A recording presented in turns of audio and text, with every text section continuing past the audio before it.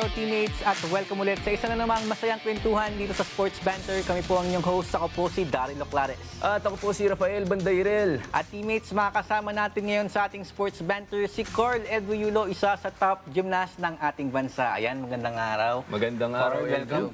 Oh, very special tong show natin. Oo, syempre. Carl Edwiyulo na yan, diba? Siyempre, Eldro, alam natin, isa ka sa mga rising stars sa eksena ng gymnastics dito sa Pilipinas. So, ang unang tanong namin sa iyo, ano ba ang pinagkakaabalahan ng isang Eldro Yulo araw-araw? Yung training po, kung paano po ako makaligtas sa araw na yun. Kasi minsan nakapagod talaga mag-training. Kaya iniisip ko kung paano ko mapapakita kay coach na maganda yung training ko habang pagod na talaga ako. Pero hindi ko siya pwedeng ipakita kay coach na pagod na ako. Ang kailangan ko lang gawin is matapos na magandang training. Yan. Pero di ba, Eldu, at the same time, nag-aaral ka rin, no? Sa, if I'm not mistaken, sa Adamson ka pa rin nag-aaral. Yes po. So, paano ba na pagsasabay yung pag-aaral mo and then first training, nabanggit mo nga kanina, na kailangan di mo makipang pagod ka sa coach mo. What keeps you motivated na mag-continue mag-training pa rin? Siguro po sa pangarap ko po kasi gusto ko po talagang sumali po talaga sa Olympics. Bata pa lang po talaga ako.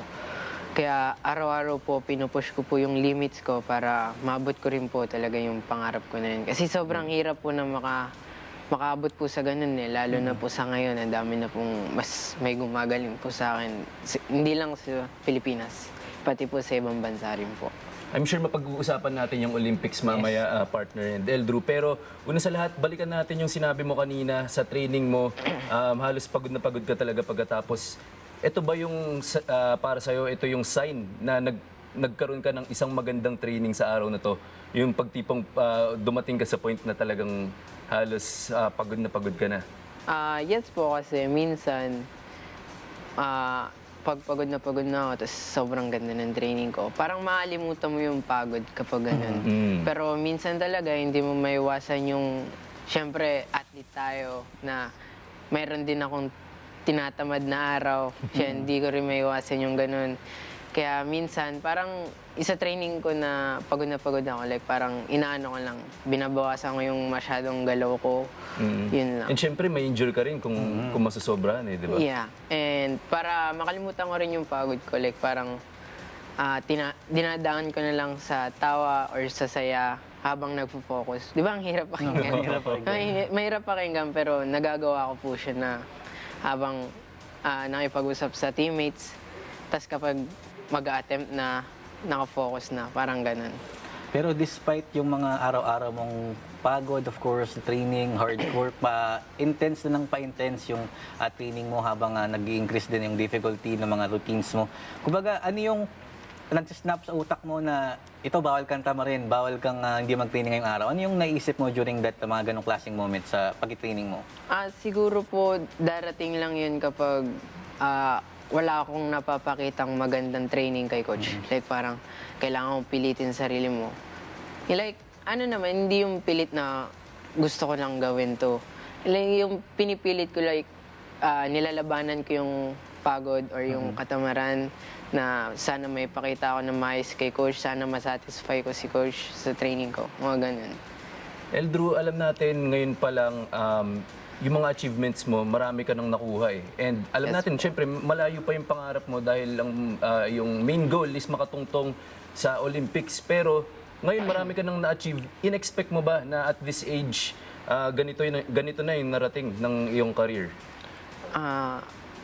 Siguro po, yeah. Nagugulat din po talaga ako na, kaya ko po pala itong ganitong bagay na to. Hindi ko in-expect yung ganito.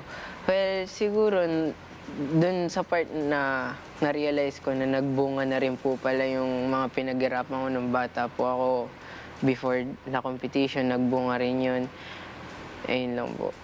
Pero ito, given na yung mga achievements mo, of course, patuloy pa rin kami namamanga every time na umahakot ka ng mga medalya, mapa-international or local competition man. Pero nakakaramdam ka ba ng pressure, most especially, ang laging tinatanong sa'yo pag na-interview namin sa media, no? Kumbaga, gusto mo ba mag-Olympics? Ready ka na ba sa 2028 Los Angeles Olympics? So may nadaragdag bang pressure sa'yo?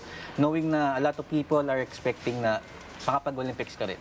Siguro po, onti lang po. Hindi siya yung pressured na pressured. Kasi po, mas iniisip ko po talaga kung ano yung makakaya kong gawin or kung ano yung nabigay ko. Kasi mas iniisip ko kung ano yung mas best for me.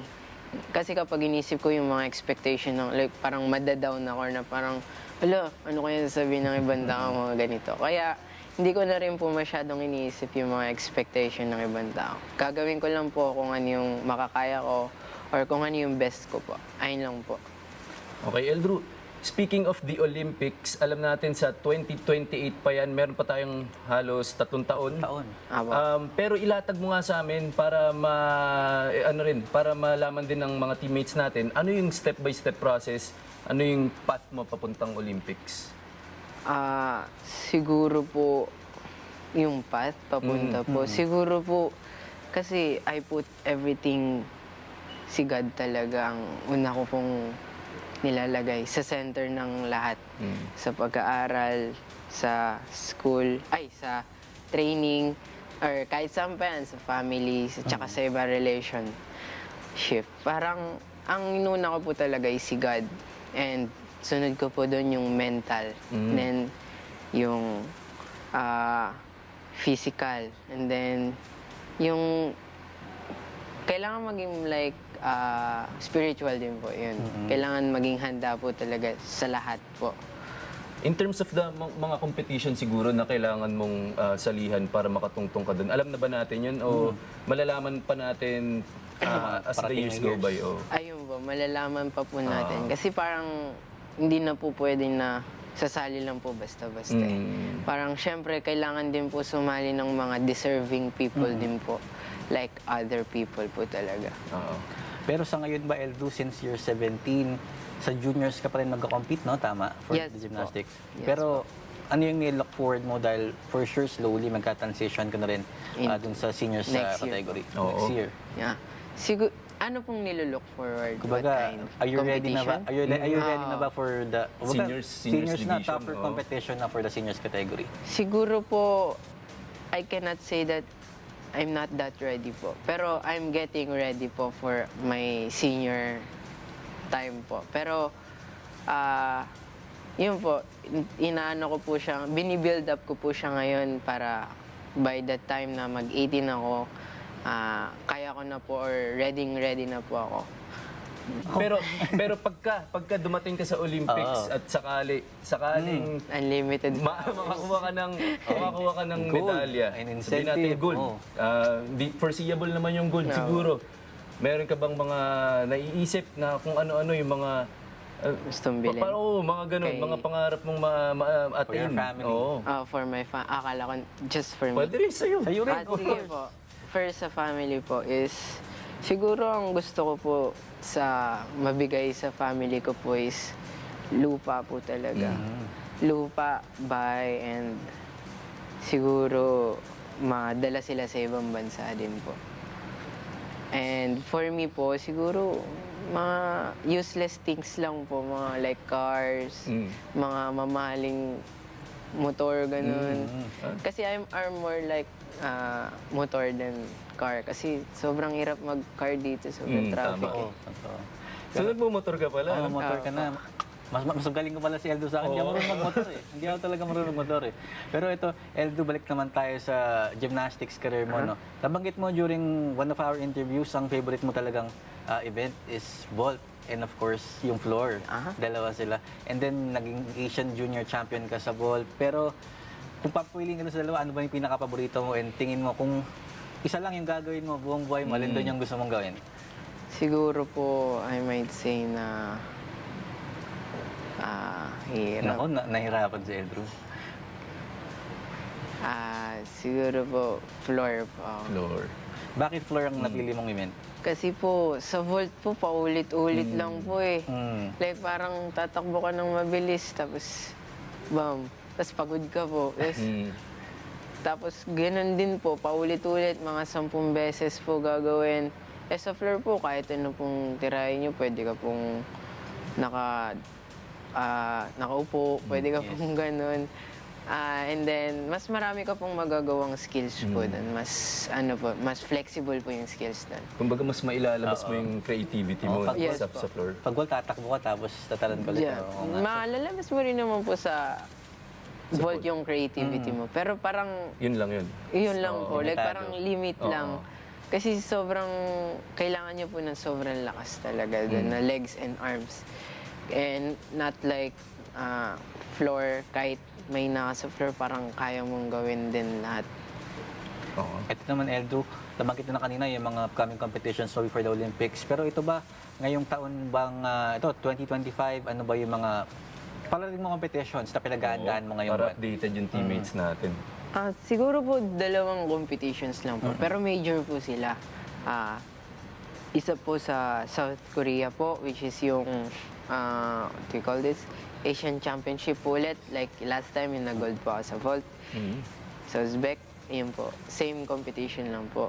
And Junior Worlds po. Dito po sa Pinas gaganapin. Ayun, naabangan natin yan. Siyempre, Sigurado magkikita oo, tayo. magkikita tayo dyan. Yung Junior Worlds nga, dito gaganapin sa Pilipinas. So, Siguro po by November po. November. Or bare months po. Basta bare months po, not September, not October po. So, nilook forward mo na maglaro sa harap ng home court mo. Oo. Home court, home stage. Hometown. Siguro, Hometown. siguro po, ata. Hindi ba nagdag? Hindi pa sure. Hindi ka ba na? Hindi ko pa sure kung ready ako na umano sa ano natin.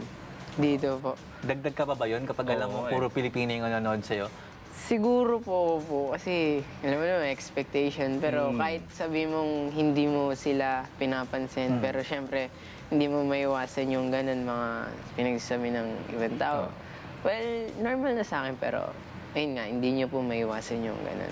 Ngayon, paano mo pinaghahandaan yung mga upcoming competitions na yun? Kasi magkasunod na halos, although yung isa sa November, November pa. Yung isa sa June na, malapit na. Next month po. Siguro, ano po, dinodoble ko po yung galaw ko. Kahit pagod na po ako, kailangan ko po kasi, gusto ko rin po kasing manalo po. Kaya, ginagawa ko rin po yung best ko po araw-araw. Para lang, not just for me and not just for family. It's because, dala-dala ko rin po kasi yung bandera natin. Kaya, gusto ko po talagang manalo. Naku, abangan natin yan si Eldru sa mga upcoming competitions niya. And for sure, maanga ulit tayo sa kanyang mga ipapakita dito sa kanyang mga competitions. Pero ito, Eldru, last na lang wala sa amin. Mensahe na lang sa iyong mga coach, to your family, to your friends, sa lahat ng mga sumusuporta sa iyong gymnastics career. Go ahead, Eldru. Shout out to my loved ones there. Mag-ingat kayo palagi and mahal na mahal ko kayo. Ayan. Yan. And maraming salamat, Eldru. Again. Maraming salamat kay Carl Eldru Yulo, isa sa ating pinakamalaking rising star sa eksena ng gymnastics.